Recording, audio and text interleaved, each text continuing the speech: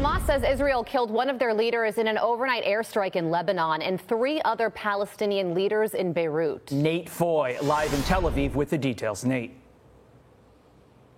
Hey guys, good morning. Israeli airstrikes continue inflicting serious damage on several terrorist organizations, not only Hezbollah, but you mentioned also a Hamas leader taken out overnight in Lebanon along with his family, as well as 3 Palestinian militants from a separate organization in central Beirut, an area that had not been hit to this point of the conflict. Take a look at the damage here from Beirut. The Popular Front for the Liberation of Palestine is the group that the 3 militants belong to. They say the strike hit the upper floor of an apartment building, but another strike from Israel sent an even bigger message yesterday. Take a look at this.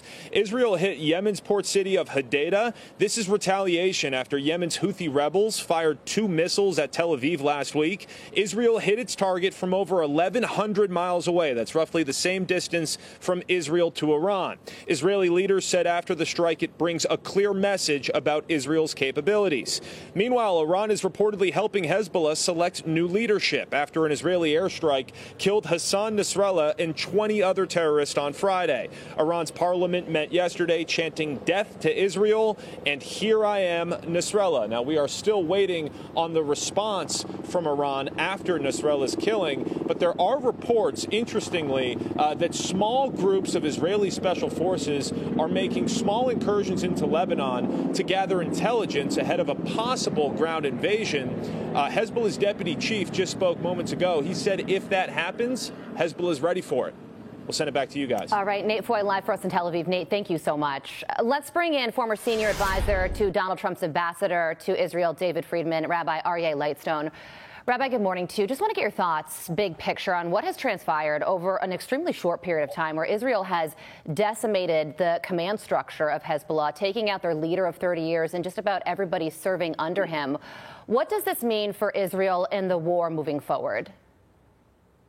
Well, let's understand for one moment that Hezbollah is the attack dog of Iran. And one of the reasons that the moderate Arab states, Israel and the United States of America, have approached Iran with such kid gloves is because of the fear of the havoc that Hezbollah could wreak, not only on Israel, but on the rest of the moderate Arab Israeli states. In a matter of 12 days, Israel has decimated the command and control structure of Hezbollah, shifting the entire momentum, not just since October 7th, but of the entire Middle East. This is like a football game where you're down a couple of scores, you hit 2 touchdowns. What's the coach going to call next?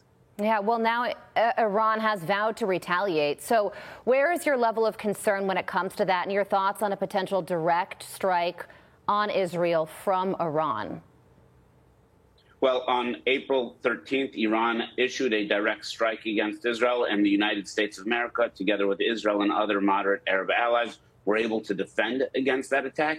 Now is the moment for the President of the United States of America to tell Iran, hey, we saw what happened last time. There's not a second chance for this. If you strike, there will not be an Iranian nuclear program. There will not be an Iranian oil-producing port. And if they're able to deliver that message, Iran will not strike. They are losing their #1 attack dog, and they are on their heels right now. You cannot let them get up and begin to assert themselves offensively again. Well, on that note, there is, of course, a presidential election taking place, and Axios is reporting that Kamala Harris intends to stick to the Biden foreign policy game plan, writing, Harris will confront multiple hot wars around the globe if she wins in November, and has shown little daylight between herself and Biden on foreign affairs, except for an occasional nod towards those protesting Israel's conduct of the war in Gaza.